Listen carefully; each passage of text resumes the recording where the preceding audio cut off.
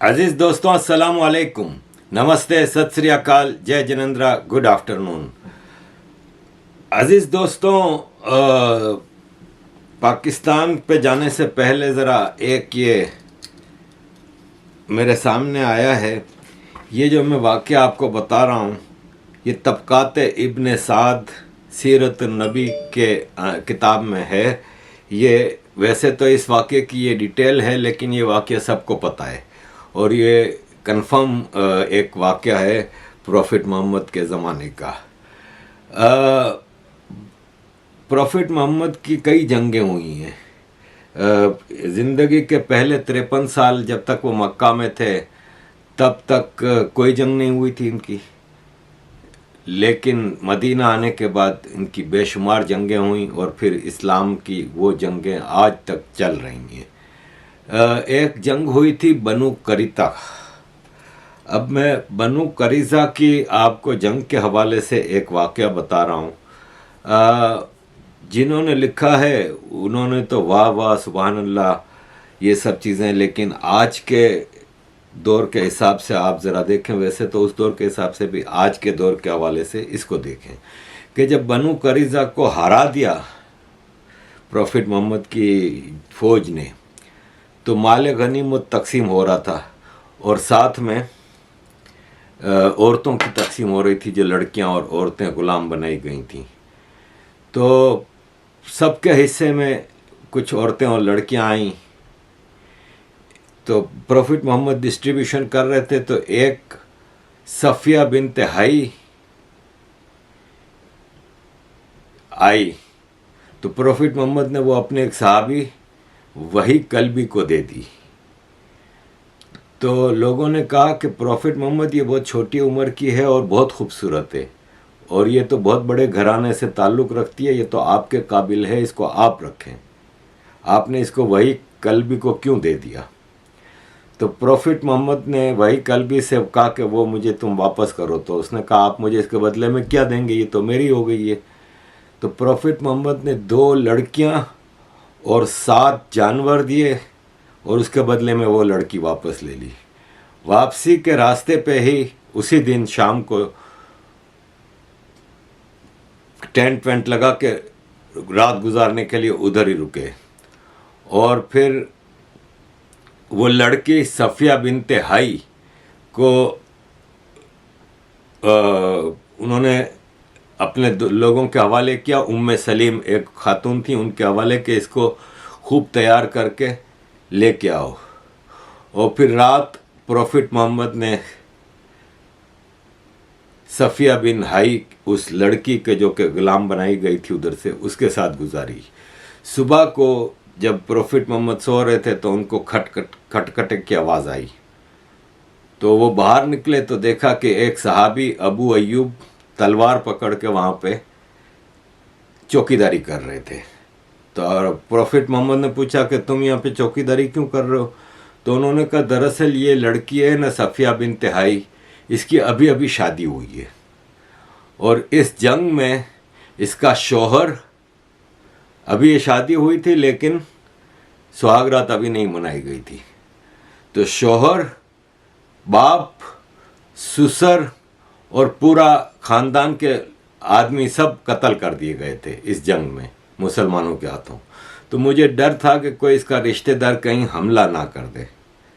तो प्रॉफिट मोहम्मद ने कहा कि तुम पे अल्लाह की रहमत हो अबू अय्यूब, तुमने अपने ऊपर जन्नत फ़र्ज कर ली, यानी तुम्हारे लिए अब जन्नत पक्की है। एक जंग में एक औरत गिरफ्तार होती है, ग़ुलाम बनती है, जो कि सिविलियन थी, फ़ौजी नहीं थी, उसकी उसी दिन शादी हुई होती है। उस जंग में इसका शौहर, इसका भाई, इसका बाप, इसका ससुर सब मर जाते हैं। उसी दिन इसको ग़ुलाम बना के उसको फिर तैयार करके उसी दिन इसकी वो वापस शादी होती है और उसी दिन सुहागरात मनाई जाती है।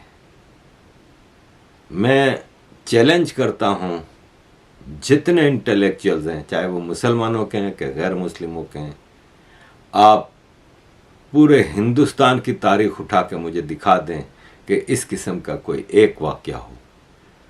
हिंदुस्तान में इन्वेजन से पहले भी जंगें होती रही हैं, सारे राजे आपस में लड़ते रहते थे, लेकिन कोई एक वाकया ऐसा हम नहीं सुनते जिसमें जीतने वाले ने हारने वाले की सारी लड़कियों को बांदी बना दिया हो। ये हिंदुस्तान की रिवायत ही नहीं है।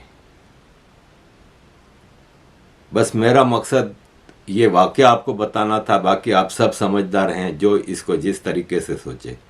मुसलमान इसको सुभान अल्लाह कह के आगे बढ़ जाए, वो उनकी सोच।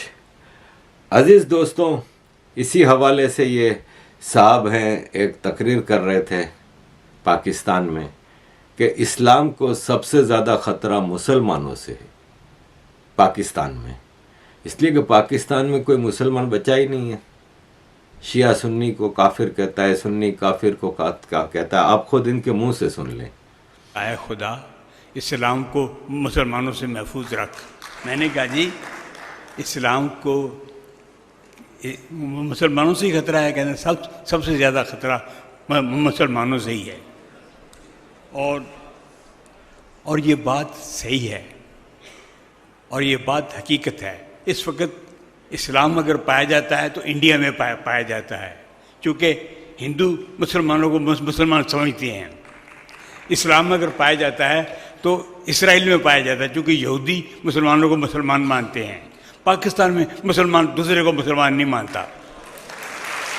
ये हमारी बदकिस्मती। एक मुसलमान दूसरे को मुसलमान नहीं मानता, चुनाचे पाकिस्तान में इस्लाम का वजूद नहीं है। हमारे लोगों के मुताबिक ना शिया मुसलमान है, ना सुन्नी मुसलमान है, ना वाबी मुसलमान है, ना देवबंदी मुसलमान है। हर कोई मुसलमान है, लेकिन दूसरा मुसलमान नहीं है। अजीज दोस्तों, आगे बढ़ते हैं। पीएसएल चल रहा है, आईपीएल चल रहा है। आईपीएल के दौरान दुनिया का सबसे फारिग क्रिकेटर होता है वो पाकिस्तान होता है, क्योंकि एक पाकिस्तानी हैं जो बाहर बैठ के तरस रहे होते हैं कि काश हम भी आईपीएल खेलते तो जितना हम पूरे साल में कमाते हैं उतना एक आईपीएल के सीज़न में 2 महीने में कमा लें। और जो अय्याशियाँ, जो मनोरंजन, जो मज़े, वो अलग। ये आईपीएल है, पीएसएल नहीं है, जहाँ पे क्रिकेटर फॉरेनर जो आते हैं वो बेचारे छुप के कमरों में जेलों की तरह रहते हैं। मैदान खेल में जाते हैं तो ऐसे जाते हैं कि मैदान जंग में जा रहे हैं, जंग लड़ने जा रहे हैं। चारों तरफ कमांडो, सिक्योरिटीज, और जैसे एक बस जा रही है तो उसके चारों तरफ के 50 गाड़ियां, सारे रास्ते सुनसान। जब ग्राउंड में जाते हैं तो एक डर का, खौफ का माहौल होता है कि पता नहीं कहाँ से कोई रॉकेट आ जाए, कोई मिसाइल आ जाए, कोई बम आ जाए, कोई बंदा आके पिस्टल, बंदूक, कलाशंकोव से कर दे। ग्राउंड में इतने तमाशाई होते नहीं कि पाकिस्तानियों के पास खाने को पैसा नहीं, सिर्फ एलिट क्लास के कुछ लोग होते हैं। और जितने ग्राउंड में तमाशाई होते हैं उससे ज़्यादा पुलिस और सिक्योरिटी फोर्सेस होती है। और पाकिस्तान की पुलिस भी रिलीजियस एक्सट्रीमिस्ट है, किसी को पता नहीं कौन किसके साथ मिला हुआ है, टीटीपी के साथ, टीएलपी के साथ। ऐसे में पीएसएल होती है। पीएसएल के ख़त्म होने पे पीसीबी के चेयरमैन नजम सेठी ने कहा था कि ऑनलाइन व्यूअरशिप में पीएसएल ने आईपीएल का रिकॉर्ड तोड़ दिया। पीएसएल के मैचेस पता नहीं इतने मिलियन लोगों ने देखा, उतने मिलियन लोगों ने देखा। अब हम जब देखते हैं यहाँ पे आईपीएल, तो आईपीएल में तो एक एक मैच में 3-3 करोड़ लोग ऑनलाइन जियो वाले दिखा रहे हैं जो, तो एक एक मैच 3-3 करोड़ लोग देख रहे हैं। और आईपीएल के एक एक मैच के रिकॉर्ड, पूरी दुनिया के रिकॉर्ड इन्होंने तोड़ दिए हैं। तो मैं ज़रा पीसीबी के नजम सेठी से पूछूंगा कि आओ ना भाई, एक और प्रेस कॉन्फ्रेंस करके हमें बताओ कि तुम्हारी पीएसएल कितनी बड़ी है। अजीज़ दोस्तों, ऐसे में पाकिस्तान ने ब्लैकमेल करके न्यूजीलैंड को बुलाया है पाकिस्तान में खेलने के लिए। एक तो ये कि पाकिस्तान इस वक्त काफ़ी सीरीज़ हार चुका है, मुसलसल कई सीरीज़ इंग्लैंड से हारा और फिर इस तरह साउथ अफ्रीका या पता नहीं कौन गया था, सबसे हार रहा है पाकिस्तान। तो इनके पास ये एक बेहतरीन मौका था कि न्यूजीलैंड के आधे से ज़्यादा जो फर्स्ट टीम के जो सिलेक्ट हो सकते थे वो तो आईपीएल खेल रहे हैं, तो न्यूजीलैंड की एक कच्ची टीम को बुलाया ब्लैकमेल करके।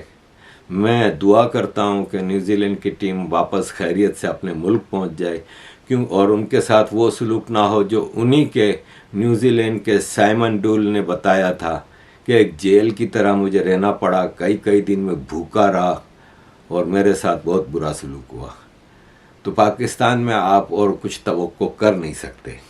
अजीज़ दोस्तों, पेशावर ज़ल्मी पाकिस्तान पीएसएल की एक टीम है, उसके मालिक जावेद आफरीदी, ये एक बहुत बड़े इंडस्ट्रियलिस्ट हैं, बिजनेसमैन हैं। हायर एक इलेक्ट्रॉनिक की ब्रांड है जिसके वॉशिंग मशीन और एयर कंडीशनर और चीज़ें हैं, ये इसके सोल रिप्रेजेंटेटिव हैं ये पाकिस्तान में। पेशावर ज़ल्मी के मालिक हैं। इन्होंने ऐलान किया है कि पीएसएल में अब 2 और टीमों का इजाफा किया जाएगा, एक सियालकोट और एक फैसलाबाद।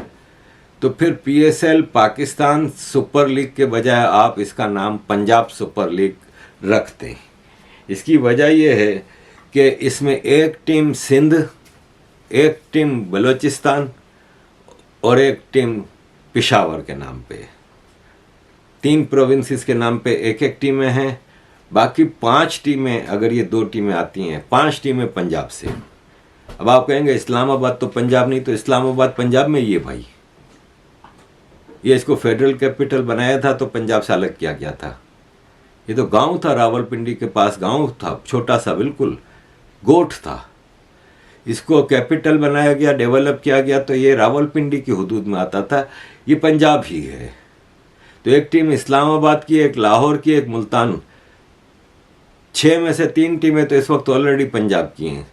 फैसलाबाद और सियालकोट 2 और टीमें डाली जा रही हैं। तो ये पीएसएल पाकिस्तान सुपर लीग तो ना हुआ ना, ये पंजाब सुपर लीग हो गया। अजीज़ दोस्तों, इन सब के बाद अब मैं एक आपके सामने, हमारे यहाँ मेरी माँ अक्सर कहती थी रोदड़ा रोना। अब ये रोदड़ा रोना का मतलब ये है कि वो टसवे बहाना, रोते रहना फजूल में, अपने ड्रामे करना, ड्रामे वाला रोना होता है ना, उसको मेरी माँ कहती थी रोदड़ा रोना। तो एक पाकिस्तानी ग्रुप में मैं हूँ, वो व्हाट्सएप के, वहाँ पे किसी ने ये रोदड़ा रोना, एक कश्मीरी ने, पीओके के कश्मीरी ने ये पोस्ट लगाई है। मैं पढ़ के आपको सुनाता हूँ कि भारत ने पाकिस्तान का पानी बंद करने का फैसला कर लिया है और भारत ने ये ऐलान, बस अब ज़रूरी है कि वो एनी टाइम भारत ये पानी पाकिस्तान का बंद कर देगा। अजीज़ दोस्तों, ये कह रहे हैं कि भारत ने पाकिस्तान को एक ख़त लिखा था कि हम जो इंडस वाटर ट्रीटी है ना, उसको एक्सेप्ट नहीं करते और उसको चेंज करना है। और वो लेटर पाकिस्तान को मिला। पाकिस्तान इसके मामले में खामोश बैठा है, कोई जवाब नहीं दे रहा। और अब 2 हफ्ते रह गए, 2 हफ्ते बाद हो सकता है भारत वो सारा पानी बंद कर दे। और इस्लामाबाद में हमें ऐसे ही खामोशी मिल रही है जैसे आर्टिकल 370 का एब्रोगेशन किया था मोदी ने, तो उस वक्त इमरान खान जैसे खामोश बैठा था। और हम फिर धूप में जैसे कश्मीरियों के लिए खड़े होके कश्मीर की सॉलिडरिटी में खड़े होते थे, अब हो सकता है पानी के लिए पानी में खड़े होके सॉलिडरिटी करेंगे। जब पानी सर से गुजर जाएगा तब हमारे रूलर्स एक छोटा सा बयान दे देंगे। इमरान खान ने तो कह दिया था कि आर्टिकल 370 पे उसे बाजवा ने मुंह में फीडर डाल के बैठने का, चुप होने का ऑर्डर दिया था, लेकिन अब शहबाज काबीना क्यों खामोश है? शहबाज शरीफ इमरान खान को जवाब क्यों नहीं देते? ये इंडस वाटर ट्रीटी है ना, जो वो पाकिस्तान के लिए कितना ज़रूरी है, आइए हम आपको बताते। पाकिस्तान को जो भी पानी मिलता है वो सब का सब कश्मीर से आता है और कश्मीर भारत के पास है। कश्मीर को पाकिस्तान की शहरग इसीलिए कहा जाता है क्योंकि हमारा सारा पानी उधर से आता है। अगर पानी बंद हो जाए तो हमारी शहरग कट जाएगी। आज़ादी के बाद इंडिया से पानी की तकसीम पे हमारे बड़ों ने इंडस वाटर ट्रीटी साइन किया था, जिसमें कुछ दरिया पाकिस्तान को दिए थे, कुछ इंडिया को मिले थे।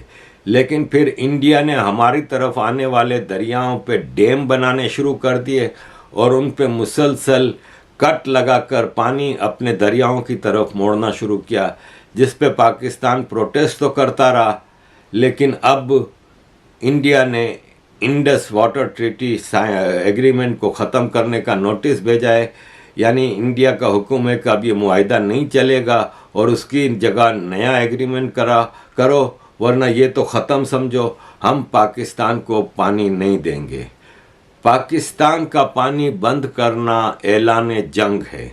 अगर थोड़ा सा भी पानी रोका जाता है तो इसका मतलब ये होगा कि हमारे यहाँ लोग भूखे प्यासे मरेंगे, क्योंकि हमारी एग्रीकल्चर टोटली पानी पे होती है। इस्लामाबाद इस मामले पे खामोश है। ये किसी बहुत बड़ी साजिश की हवा देता है।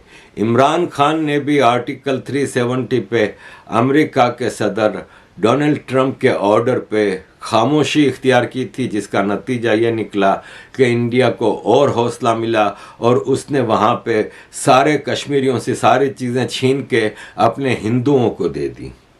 और अब इंडिया G20 मुल्कों की कॉन्फ्रेंस भी श्रीनगर में करवा रहा है। अगर ये कॉन्फ्रेंस श्रीनगर कश्मीर में होती है तो इसका मतलब ये होगा कि इंडिया दुनिया को दिखाना चाहता है कि कश्मीर एक डिस्प्यूटेड टेरिटरी नहीं है, ये इंडिया का हिस्सा है। एक तरह से ये भी पाकिस्तान से ऐलान जंग है। अगर G20 कॉन्फ्रेंस पे पाकिस्तान इंडिया को श्रीनगर में कॉन्फ्रेंस करने से नहीं रोकता, अगर इंडस वाटर ट्रीटी के मामले पे पाकिस्तान खामोश रहता है, तो इससे पाकिस्तानी तो सिर्फ भूखे मरेंगे लेकिन कश्मीर को भी भूल जाइएगा। ये हमें सबक मिला है।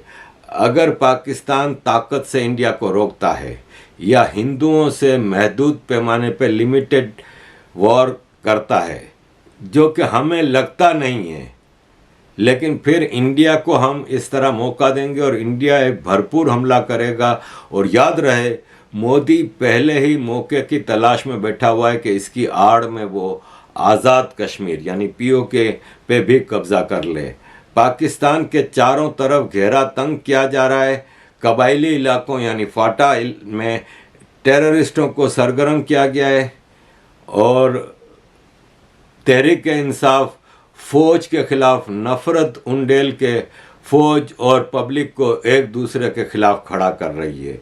कल को अगर इंडिया से जंग शुरू होती है तो ये ही पॉलिटिकल वर्कर्स PTI के फौज का साथ देने के बजाय फौज को ही गालियां निकालेंगे। जिस दिन पाकिस्तान का पानी रोका गया उस दिन आपके 14 तबक रोशन हो जाएंगे। फिलहाल नवाज शरीफ के घर पे और जरदारी के घर पे और GHQ में मिनरल वाटर पीने वालों को इस मामले की सीरियसनेस का अंदाज़ा भी नहीं है। पाकिस्तानियों, ये तुम्हारा वतन है। अपनी आँखें कान खुले रखना, कहीं कश्मीर की तरह पाकिस्तान का पानी भी ये हुक्मरान बेच ना दें। आज आपको आटा नहीं मिल रहा, कल आपको पानी नहीं मिलेगा। अजीज़ दोस्तों, ये तो मैंने आपको एक मैसेज सुनाया। मैं तकरीबन 50 एक व्हाट्सएप ग्रुप का मेंबर हूँ। जिसकी मर्ज़ी आती है मुझे व्हाट्सएप ग्रुप पे डाल देता है। अच्छा, मैं भी ज़्यादातर ग्रुप को चेक ही नहीं करता।